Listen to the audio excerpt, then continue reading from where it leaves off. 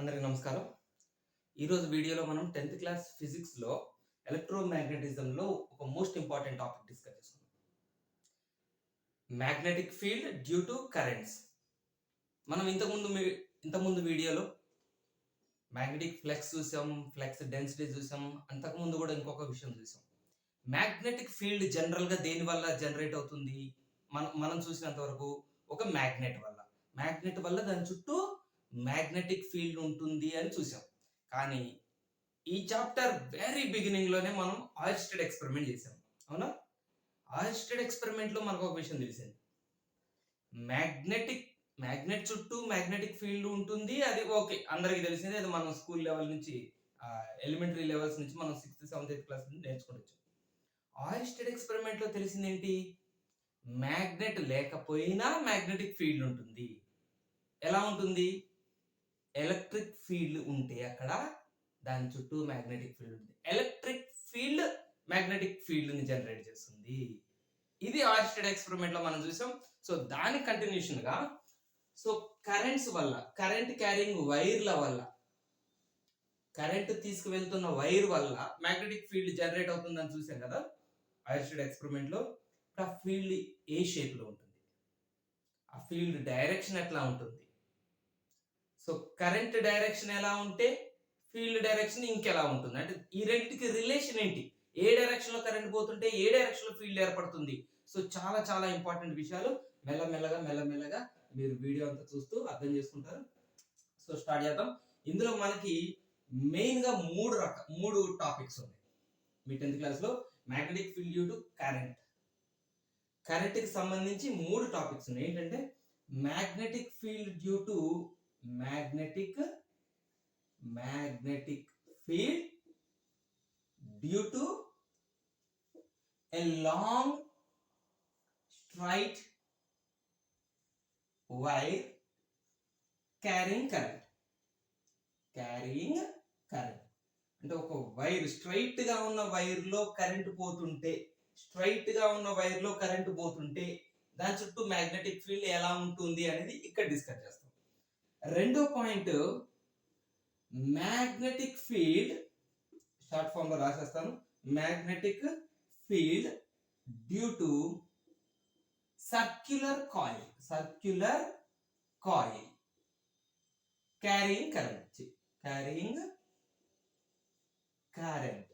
So పైనేమో straight wire లో current పోతుంది, దాని చుట్టూ మ్యాగ్నెటిక్ ఫీల్డ్ ఎట్లుంటుంది.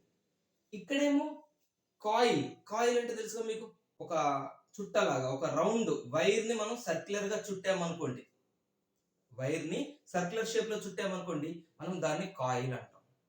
రైట్? మస్కిటో కాయిల్స్ మీకు తెలిసిందే కదా. సో అది ఒక కాయిల్, రౌండ్ గా చుట్టబడినటువంటి చుట్టని మనం కాయిల్ అంటాం. ఆ కాయిల్లో కరెంట్ పోతుంటే దాంట్లో మ్యాగ్నెటిక్ ఫీల్డ్ ఎలా ఏర్పడుతుంది, దాని డైరెక్షన్ ఎట్లుంటుంది ఇక్కడ చూస్తాం. ఇక్కడేమో స్ట్రైట్ వైర్ కరెంటు, ఇక్కడేమో కాయిల్. మూడోది వెరీ ఇంపార్టెంట్, మీకు చాలా ఇంపార్టెంట్, సాలినాయిడ్ అంటే ఇదంతా రాయలేదు నేను. Magnetic field due to solenoid అంటే ఏంటి చూద్దాం. మనం అక్కడ స్ప్రింగ్ లాగా ఉంటుంది. సాలినాయిడ్ అంటే ఏంటి, సాలినాయిడ్ లో కరెంట్ ప్రయాణం చేస్తుంటే మ్యాగ్నెటిక్ ఫీల్డ్ ఎలా ఏర్పడుతుంది, అండ్ సాలినాయిడ్ లో మ్యాగ్నెటిక్ ఫీల్డ్ చూసిన తర్వాత మనం ఒక కొత్త విషయం కనిపెడతాం. సరే, అది అక్కడ చూద్దాం మనం. సో ఇవి టాపిక్స్. ఇందులో మనం ఇప్పుడు ఫస్ట్ టాపిక్ డిస్కస్ చేసుకుందాం. మ్యాగ్నెటిక్ ఫీల్డ్ స్ట్రైట్ వైర్ లో కరెంట్ పోతుంటే దాని చుట్టూ మ్యాగ్నెటిక్ ఫీల్డ్ ఎట్లా ఏర్పడుతుందని చూద్దాం మనం. రైట్, దానికి ఒక అరేంజ్మెంట్ ఉంది, ఒక డయాగ్రామ్ ఉంది. వీలైనంత నీట్ గా డ్రా చేయడానికి ట్రై చేస్తా. రైట్, ఇప్పుడు మనం చూస్తుంది స్ట్రైట్ వైర్ స్ట్రైట్ గా ఉండదు కదా మన దగ్గర. దాన్ని స్ట్రైట్ చేయాలి మనం. ఇప్పుడు ఒక టేబుల్ తీసుకుందాం. Right, table, stand.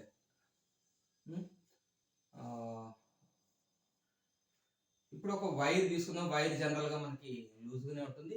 ఇక్కడ ఫిక్స్ చేద్దాం. ఇక్కడ ఫిక్స్ చేసి వైర్ కింద వచ్చినప్పుడు ఇక్కడ కూడా ఏదైనా వెయిట్ పెట్టండి. ఏదైనా వెయిట్ పెడితే ఇక్కడ ఏమవుతుంది అంటే స్టిఫ్ అయిపోతుంది. ఒక బరువు పెట్టేస్తే ఇది స్ట్రైట్ అయిపోతుంది.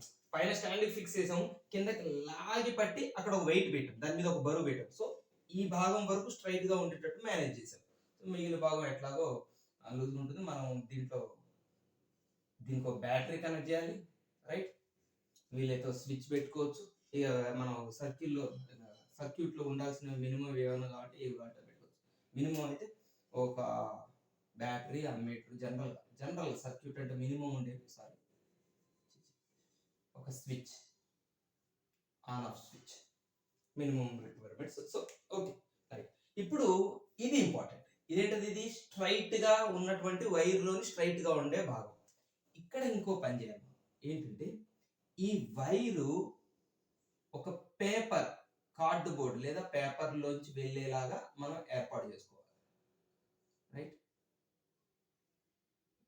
ఇది ఎట్లా వచ్చిందో,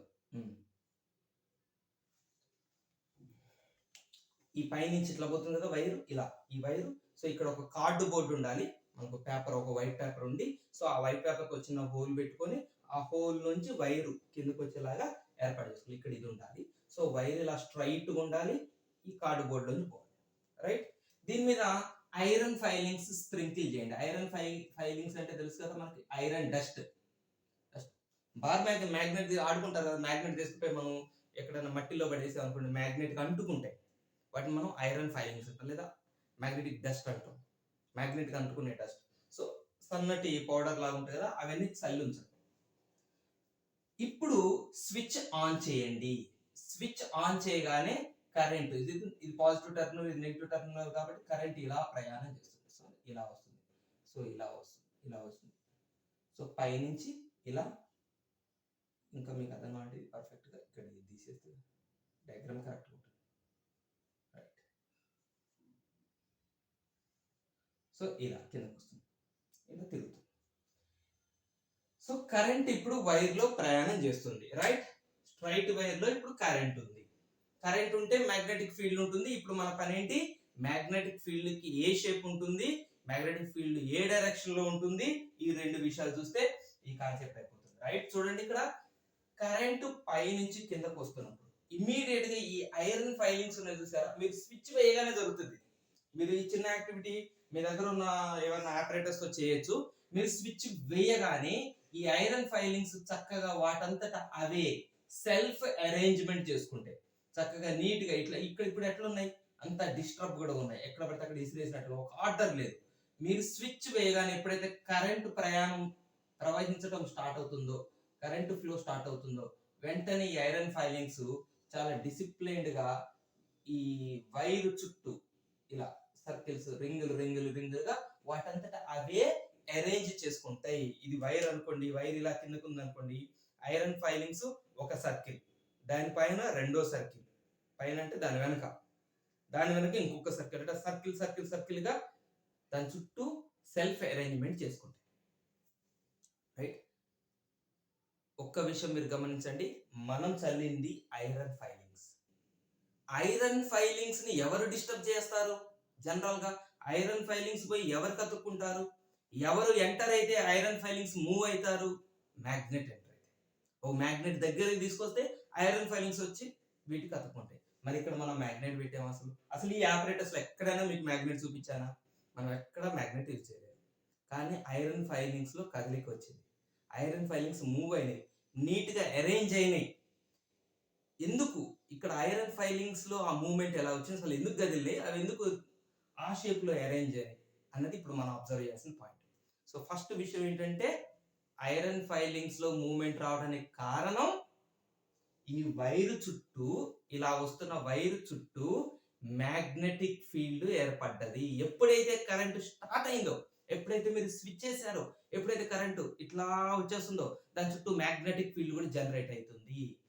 ఆ మ్యాగ్నెటిక్ ఫీల్డ్ జనరేట్ అవటం వల్లనే ఐరన్ ఫైలింగ్స్, ప్రశాంతంగా పడుకున్న ఐరన్ ఫైలింగ్స్ అన్ని డిస్టర్బ్ అయ్యాయి, రైట్? సో ఇప్పుడు మనకి ఇంప్రూవ్ అయింది, వైర్ లో కరెంట్ ఉంది కాబట్టి చుట్టూ మ్యాగ్నెటిక్ ఫీల్డ్ ఏర్పడ్డది. మ్యాగ్నెటిక్ ఫీల్డ్ ఏర్పడ్డది కాబట్టి ఐరన్ ఫైలింగ్స్ డిస్టర్బ్ అయ్యాయి. ఇక్కడ వరకు ఓకే. మరి అవి రౌండ్ గా ఎందుకు ఏర్పడ్డాయి అంటే, మ్యాగ్నెటిక్ ఫీల్డ్ డైరెక్షన్. ఇక్కడ ప్రతి సర్కిల్ ఈ డాట్స్ చూడండి, ఈ డాట్స్ మనకి ఏం చెప్తాయంటే ఒక మ్యాగ్నెటిక్ ఫీల్డ్ లైన్. ఒక సర్కిల్ ఇది magnetic field line. It is a magnetic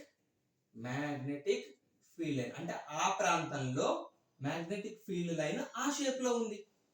అంటే ఐరన్ ఫైలింగ్స్ అక్కడ సర్కిల్ గా ఏర్పడ్డాయి అంటే ఆ ప్రాంతంలో మ్యాగ్నెటిక్ ఫీల్డ్ లైన్ అక్కడ సర్కిల్ గా ఉంది కాబట్టి ఐరన్ ఫైలింగ్స్ కూడా ఆ మ్యాగ్నెటిక్ ఫీల్డ్ లైన్ మీద సర్కిల్ గా ఏర్పడ్డాయి. పైన ఇంకొక మ్యాగ్నెటిక్ ఫీల్డ్ లైన్ ఇంకొక సర్క్యులర్ షేప్ లో ఉంది కాబట్టి ఇంకొక మ్యాగ్నెటిక్ ఫీల్డ్ లైన్ ఉంది కాబట్టి అక్కడ ఇంకొక లైన్ ఫామ్ అయింది మనకి. ఏవి ఐరన్ ఫైలింగ్స్ తో ఒక లైన్ కనిపిస్తుంది మనకి. సో దీన్ని బట్టి మనకు అర్థమయ్యేది ఏంటి, మ్యాగ్నెటిక్ ఫీల్డ్ ఏ షేప్ లో ఫామ్ అయింది. ఇప్పుడు వైర్ లో కరెంట్ పోతుంటే మ్యాగ్నెటిక్ ఫీల్డ్ ఏ షేప్ లో ఉంది, దీని చుట్టూ సర్క్యులర్ షేప్ లో ఈ వైర్ చుట్టూ మ్యాగ్నెటిక్ ఫీల్డ్ ఫామ్ అయింది. ఇక్కడ ఇంకొక విషయం కూడా తెలుస్తుంది, మీకు గుర్తుందా, మనం బార్ మ్యాగ్నెట్ గురించి చెప్పుకునేటప్పుడు చెప్పుకున్నాం.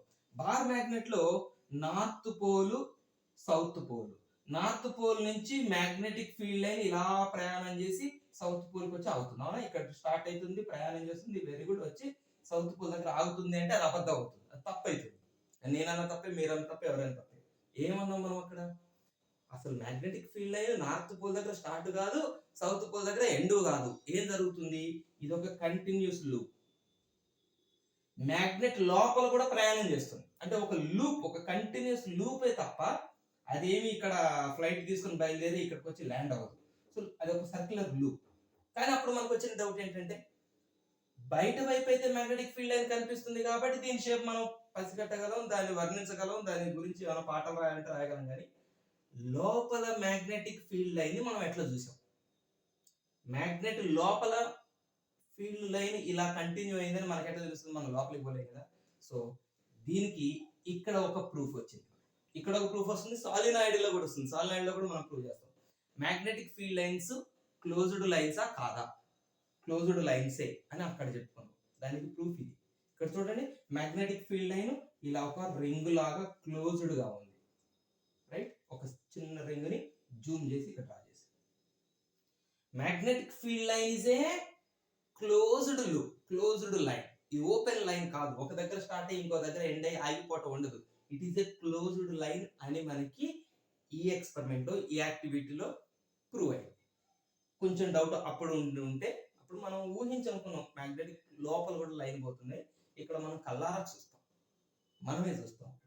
So magnetic field lines are closed lines అని మనకు ప్రూవ్ అయింది. ఇంకా క్లియర్ గా మనం బార్ మ్యాగ్నెట్ కి సంబంధించిన విషయాన్ని సాలినాయిడ్ లో చూస్తాం. ఈ విషయాన్ని ఇంకా క్లియర్ గా అక్కడ చూస్తాం సాలినాయిడ్ లో. అది మూడోది. సరే, అక్కడ స్టోరీ అక్కడ చూద్దాం. ఇక్కడ ఇంకేం విషయం తెలిసింది మనకి, మ్యాగ్నెటిక్ ఫీల్డ్ లైన్స్ క్లోజ్డ్ అని తెలిసింది ఒకటి, మ్యాగ్నెటిక్ ఫీల్డ్ సర్క్యులర్ షేప్ లో రింగ్ గా తిరుగుతుంది అని తెలిసింది ఒకటి. డైరెక్షన్, రింగ్ గా తిరుగుతుందంటే ఇలా తిరుగుతుందా, ఇలా తిరుగుతుందా, మరి రెండు క్వశ్చన్లు వస్తాయి కదా. మ్యాగ్నెటిక్ ఫీల్డ్ సర్క్యులర్ షేప్ లో తిరుగుతుంది, క్లాక్ వైజ్ డైరెక్షన్ లో తిరుగుతుందా, యాంటీ క్లాక్ వైజ్ డైరెక్షన్ లో తిరుగుతుందా. ఇప్పుడు దీనికి క్లారిటీ ఇద్దాం మనం. సో దీనికోసం మనకి hand rule, right hand rule ఉంది. సో దీనికి సంబంధించి రైట్ హ్యాండ్ రూల్ మీకు క్లియర్ గా చెప్తాను చూడండి. రైట్ హ్యాండ్ రూల్లో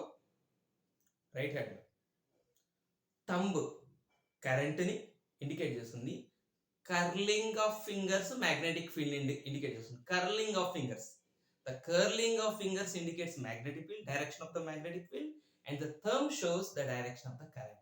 ఇప్పుడు చెప్పండి, కరెంట్ డైరెక్షన్ ఎట్లా ఉంది, కిందకు ఉంది. సో ఇప్పుడు నేను థంబ్ కిందకి చూపించాలి. అప్పుడు నేను ఈ పెన్నును పట్టుకోవాలి, ఈ మార్కర్ని పట్టుకోవాలంటే నేను నా ఫింగర్స్ ని ఎలా కర్లింగ్ చేస్తాను, ఇలా కర్లింగ్ చేస్తాను.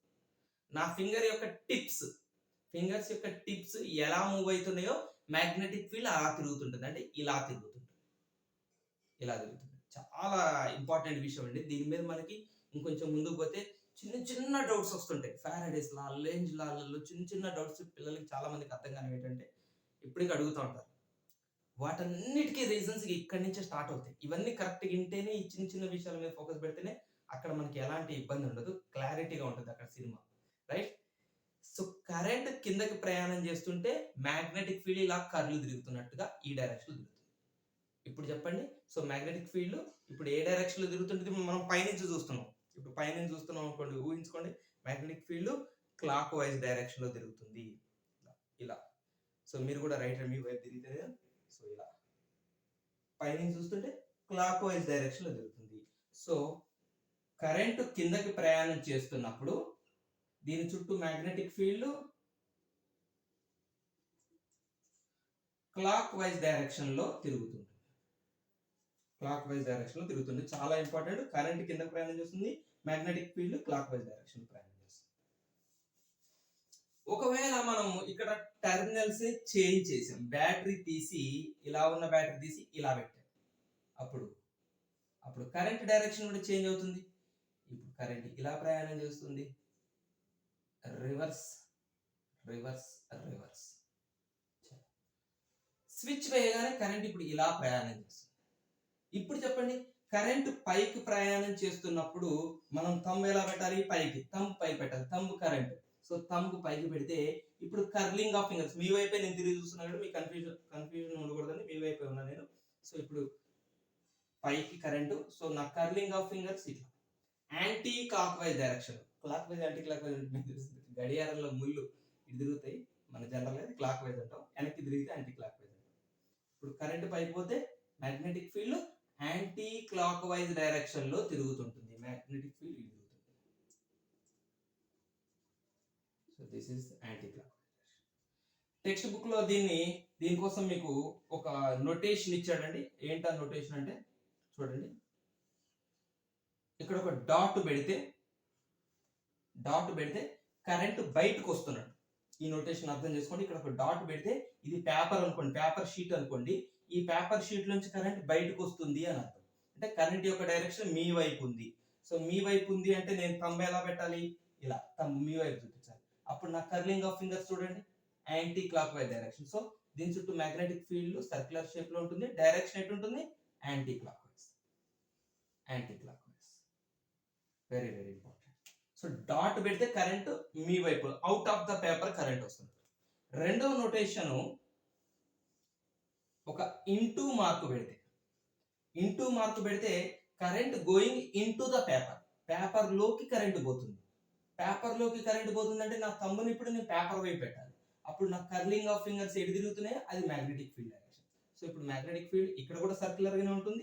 డైరెక్షన్ వచ్చి clock wise direction clock wise. So ఈ రెండు నోటేషన్స్ మనం చాప్టర్ మొత్తం ఫాలో అవుతుంటే, డాట్ కనపడితే current is coming out of the paper, into కనపడితే current is going into the paper, towards the paper. So ఈ యాక్టివిటీలో మనం ఏవే విషయాలు తెలుసుకున్నాం? ఈ యాక్టివిటీ స్ట్రైట్ వైర్ లో కరెంట్ పోతుంటే మనకి తెలిసిన విషయాలు ఏంటి? Number 1, field is circular. Field, ఏ ఫీల్డ్? Magnetic field. మళ్ళీ magnetic field around the wire, around the straight wire carrying current is circular shape, is in circular shape లో ఉంటుందని ఒకటి తెలిసింది. ఇంకోటి ఏం తెలిసింది? Magnetic field lines are closed lines అని తెలిసింది. ఇంకోటి ఏం తెలిసింది? Direction of the field. మన ఫీల్డ్ డైరెక్షన్ కూడా మనం ఇక్కడ చెప్పాం. డైరెక్షన్ ఆఫ్ ద ఫీల్డ్ కూడా మనం ఇక్కడ తెలుసుకున్నాం. డైరెక్షన్ చెప్పాను కదా, డైరెక్షన్ ఆఫ్ ద ఫీల్డ్ అంటే రైట్ హ్యాండ్ థంబ్ రూల్ అంటారు. Right hand thumb rule. మిమ్మల్ని రైట్ హ్యాండ్ థంబ్ రూల్ వరకే రాయమని కూడా క్వశ్చన్స్ అడుగుతారు. Explain about the right hand thumb rule అంటారు. అంటే ఏం చెప్తారు? When you show thumb, the direction of the thumb indicates the direction of the current and the curling of the fingers indicates the direction of the magnetic field. So అట్లా ఒక 2-3 లైన్లు మీకు వచ్చిన ఇంగ్లీష్లో రాసేస్తే అది అయిపోతుంది. సో ఇది ఈ నోటేషన్స్, 2 నోటేషన్స్ చూసాం. సో ఇది స్ట్రైట్ వైర్ లో కరెంట్ పోతుంటే దాని చుట్టూ మ్యాగ్నెటిక్ ఫీల్డ్ స్టోరీ. మనం నెక్స్ట్ వీడియోలో కాయిల్స్ అని చూద్దాం. ఓకేనా? Happy learning. Bye bye. Jai Hind.